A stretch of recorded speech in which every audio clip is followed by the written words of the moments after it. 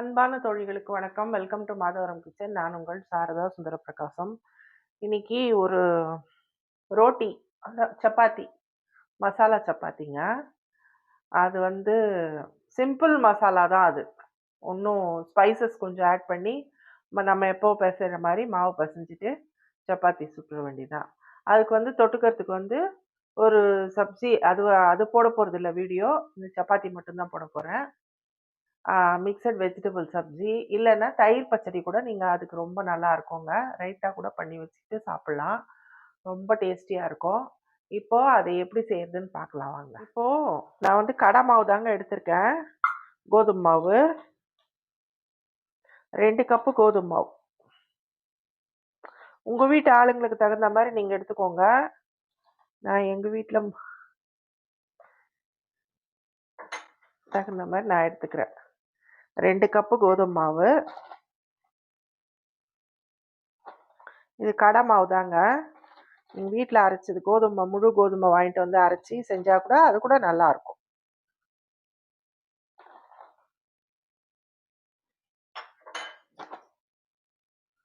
இது அதுக்கப்புறம் ஒரு 1/4 கப்பு கடலை மாவு. இந்த கடலை மாவு டேஸ்ட்டு இதில் ரொம்ப நல்லா இருக்குங்க. இந்த சப்பாத்தியில் உங்களுக்கு சாப்பிடும்போது தெரியும். அது கடலை மாவு ஒரு 1/4 கப்பு இதை போட்டுக்கிட்டு, இப்போது இதுக்கு ஒரு மசாலா ரெடி பண்ணணுங்க. அது எப்படின்னு பார்க்கலாம். இப்போது ஸ்டவ் ஆன் பண்ணி ஒரு பேன் வச்சுருக்கேங்க. நம்ம ஒரு 4 ஸ்பூன் எண்ணெய் விட்டுக்கலாம். 4லேருந்து 5 ஸ்பூன் கூட விடலாம் அந்த மாவுக்கு. விட்டுட்டு எண்ணெய் சூடான உடனே இது தனியா, சீரகம் கரகரப்பாக அரைச்சி வச்சுருக்கேங்க. ஒரு ஸ்பூன் தனியா, 1 ஸ்பூன் சீரகம். இதை இதில் போட்டுடலாம்.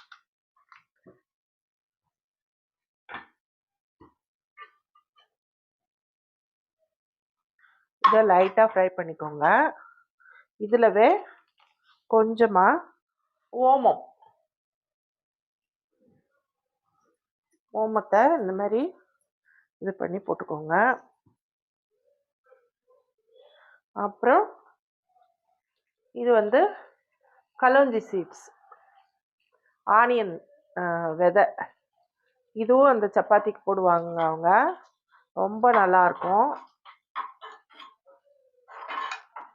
இதையும் போட்டுட்டு இப்போது அது ஃப்ரை ஆன உடனே ஒரு 1/2 ஸ்பூன் மஞ்சத்தூள்,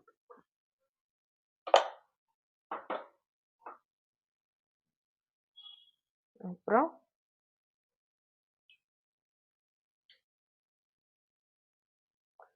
ஒரு ஸ்பூன் மிளகாத்தூள் போட்டுட்டு, இப்போது இது கசூரி மேத்திங்க. இதையும் போட்டுடலாம் கொஞ்சம் நசுக்கி. இந்த பரோட்டா இந்த ரோட்டி ரொம்ப நல்லா இருக்குங்க. இந்த மாதிரி மசாலா போட்டு செய்யறதால ரொம்ப நல்லா இருக்கும். இப்போ இது ஃப்ரை ஆயிடுச்சு. இதுலவே நம்ம கொஞ்சம் தண்ணி ஊற்றிக்கலாம்.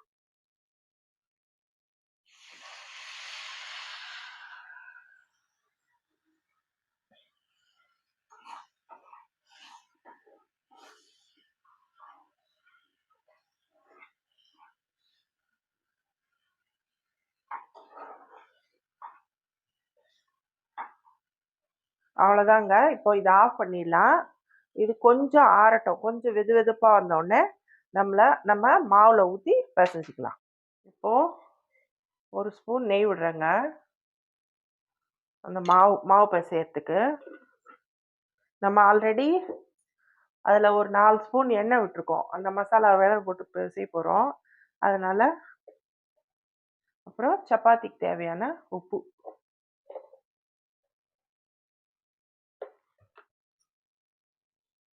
இந்த நெய் எல்லா இடத்துலையும் பரவுற மாதிரி கொஞ்ச நேரம் இப்படி இது பண்ணிவிட்டு, நீங்கள் இப்போது இந்த ஸ்டேஜில் வெந்தயக்கீரை இருந்ததுன்னா கூட வெந்தயக்கீரை கூட அதை அந்த மசாலாவில் பொடியாக கட் பண்ணி வதக்கி இதில் போட்டுடலாங்க. அதுவும் நல்லாயிருக்கும். மேத்தி பரோட்டா, மேத்தி ரோட்டி அதுவும் சூப்பராக இருக்கும். வெந்தயக்கீரை கிடைக்கல, கீரையே வர மாட்டேங்குது இப்போது. மழைக்கு கீரையெல்லாம் போயிடுச்சு போல. இப்போ இந்த வதக்கி வச்சதை இதில் ஊற்றிடலாம்.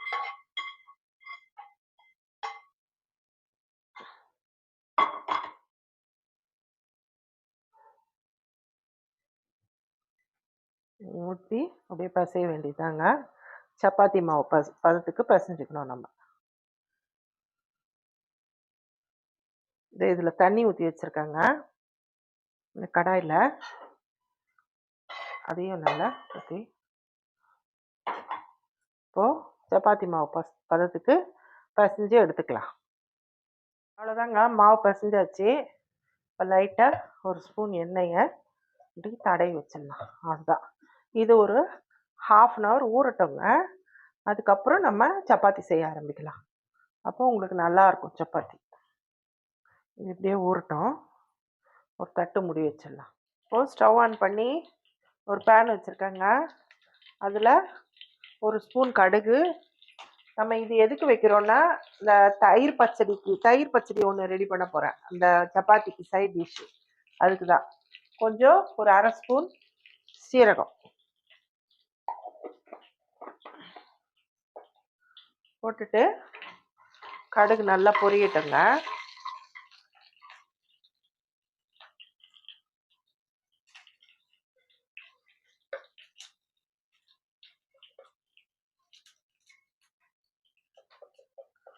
இப்போது ஒரு 1/2 டீஸ்பூன் மஞ்சத்தூள்,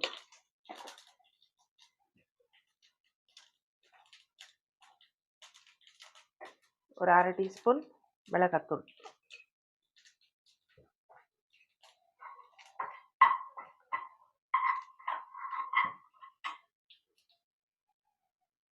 இப்போது வெங்காயம் கட் பண்ணி வச்சுருக்கேன், ஒரு வெங்காயம், அதையும் போட்டுடலாம் இதில்.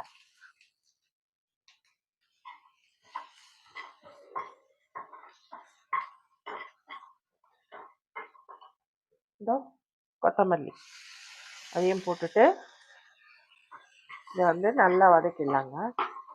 ரொம்ப வதக்க தேவையில்ல, நம்ம லைட்டாக ஸ்டார்ட் பண்ணால் போதும். அவ்வளோதாங்க, ஆஃப் பண்ணிடலாம். இப்போது இது தயிர், ஒரு கப்பு தயிருங்க. இது நல்லா இந்த மாதிரி ஒரு விஸ்கர் வச்சு இந்த மாதிரி நல்லா நான் பீட் பண்ணிகிட்ருக்கிறேன். அது ஒரு க்ரீமி கன்சிஸ்டன்சிக்கு வரும். அந்த பெரிய பெரிய கட்டியாக இருக்கும்ல தயிர், நம்ம துவைச்சோம்னா அந்த இதெல்லாம் உடஞ்சி ஒரு க்ரீமி கன்சிஸ்டன்சி வந்துடும். இப்போது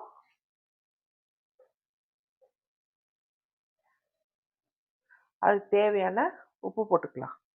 உப்பு போட்டுட்டு இப்போது இந்த தாளிச்சதை இதில் கொட்டிடலாங்க. அவ்வளோதாங்க.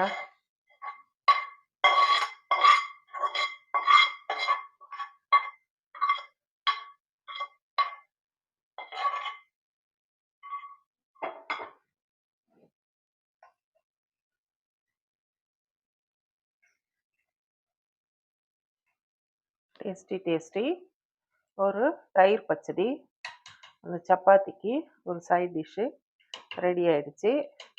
இது இப்படியே இருக்கட்டும், நம்ம சப்பாத்தி செய்ய ஆரம்பிச்சிடலாம். பாருங்க, மாவு எவ்வளோ சாஃப்டாக நல்லா 1/2 மணி நேரம் ஊறி நல்லா இருக்குங்க. இப்போது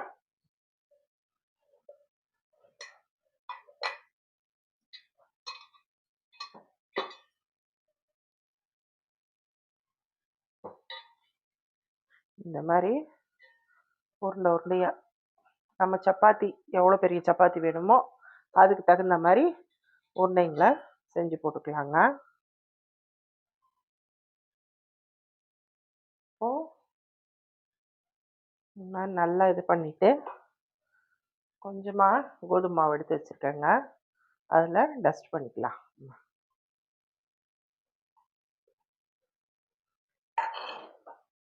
இந்த மடிக்கெல்லாம் தேவையில்லைங்க, அப்படியே நம்ம ஸ்ட்ரெயிட்டாகவே சுட்டுடலாம். சப்பாத்தினா நம்ம நடுவில் நெய் தடவி 4ஆக மடித்து இது பண்ணுவோம்ல, அது மாதிரி எல்லாம் வேண்டாம். இப்படியே நீங்கள் சுடலாம். இது சூப்பராக வருங்க. வெறுமனே சாப்பிட்லாங்க. ஊறுகாய் காரம் இருந்ததுன்னா கூட, ஆவக்காய் ஊறுகாய் காரம், அந்த காரம் கூட இதுக்கு ரொம்ப நல்லா இருக்குங்க.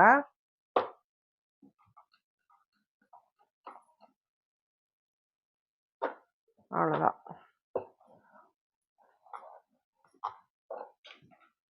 இந்த பாருங்க, இந்த திக்னஸ்க்கு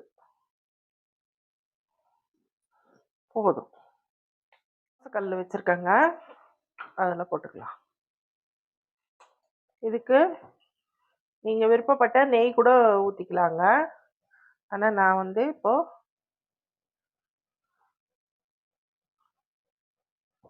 எண்ணெய் தான் ஊற்றிருக்கேன். நெய் ஊற்றி சுட்டால் கூட சூப்பராக இருக்கும், நல்லா இருக்குங்க. நம்ம வந்து கசூரி மேத்தி தான் போட்டிருக்கோம்.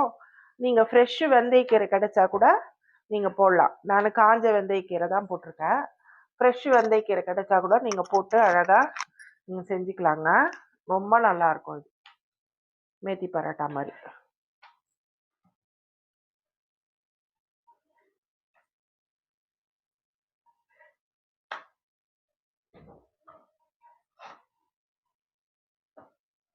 அவ்வளோதாங்க. இதே மாதிரி நம்ம சப்பாத்தி எல்லா சப்பாத்தியும் செஞ்சுக்கலாம். அவ்வளோதாங்க.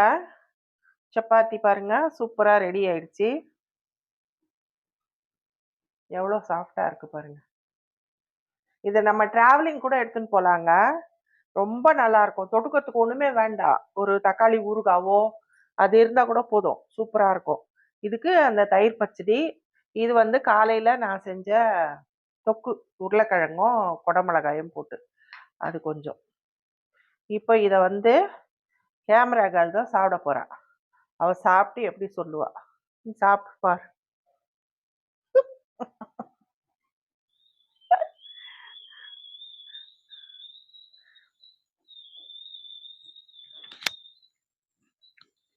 செம்ம டேஸ்ட்டாக இருக்கு ஆண்டி. இந்த டிஷ்ஷு கண்டிப்பாக ட்ரை பண்ணுங்க. நான் இது வரைக்கும் இந்த மாதிரி சாப்பிட்டதில்ல, ஃபர்ஸ்ட் டைம் இதான் சாப்பிட்றேன். சூப்பராக இருக்கு. கண்டிப்பாக நீங்கள் ட்ரை பண்ணலாம் இந்த டிஷ்ஷை நம்பி. நோ ஃபெயிலியர் டிஷ் தான் இது. சூப்பராக இருக்கு டேஸ்ட்டு. நீங்கள் நார்மல் சப்பாத்தி சாப்பிட்றதோட இந்த மாதிரி சாப்பிட டிஃப்ரெண்ட்டாக இருக்கும். ஸோ ட்ரை பண்ணுங்கள், மறக்காமல் சப்ஸ்கிரைப் பண்ணுங்கள். இன்னும் இந்த மாதிரி வீடியோஸ்லாம் வேணும்னா நீங்கள் தான் சப்போர்ட் பண்ணணும் எங்கள் சேனலுக்கு. இந்த ரெசிபி உங்களுக்கு பிடிச்சிருந்தா லைக் பண்ணுங்க, ஷேர் பண்ணுங்க, கமெண்ட் பண்ணுங்க, மறக்காம சப்ஸ்கிரைப் பண்ணிடுங்க. நீங்க வந்து இதை வந்து செஞ்சு பாருங்க. இந்த மாதிரி சப்பாத்தி செஞ்சு பார்த்துட்டு நீங்க இந்த சப்ஜி கூட வேண்டாம், இது மட்டுமே போதும். இது மட்டுமே போதும். இந்த தயிர் பச்சடியே அவ்வளோ அருமையா இருக்குங்க. நீங்க நைட்ல ஃபில்லிங்கா இருக்கும், உங்களுக்கு நல்ல தூக்கம் வரும். அழகா சாப்பிட்டுட்டு படுத்துக்கலாம். பசங்களுக்கும் லஞ்ச் பாக்ஸில் கூட கொடுத்து விடலாங்க. ரொம்ப நல்ல டேஸ்டியாக இருக்கும். இந்த டிஷ்ஷை நீங்கள் கண்டிப்பாக ட்ரை பண்ணுங்கள். மறக்காமல் சப்ஸ்கிரைப் பண்ணிவிடுங்க. Thank you friends.